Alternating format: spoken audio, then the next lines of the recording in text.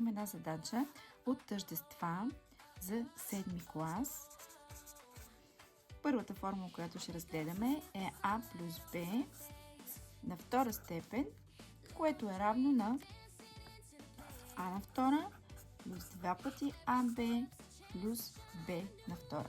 Тази формула се среща много често в задачите за 7 клас в тестовете за НВО и сега ще ви дам един пример.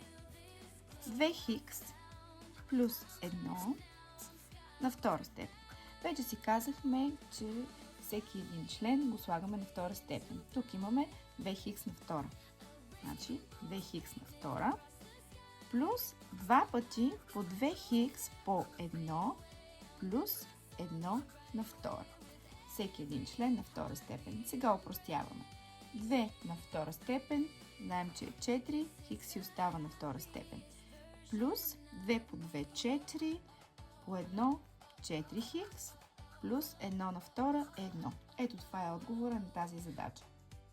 Следващата формула, пак същата, но с обратен знак е А минус Б на втора, което е равно пак по същия начин, както с плюс, само че с знака минус.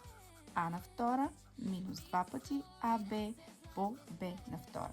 Веднага ви давам един пример с минус, който е 2 пъти хикс минус 1 на втора. Същият пример, само че тук вече е с отрицателен знак. И сега забележете каква е разликата.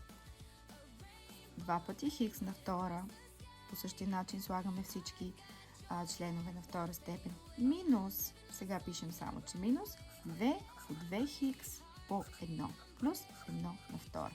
Сега опростяваме израза и това е равно на 4х на втора минус 4х плюс 1. Ето това е формулата за тъждествата в 7 клас.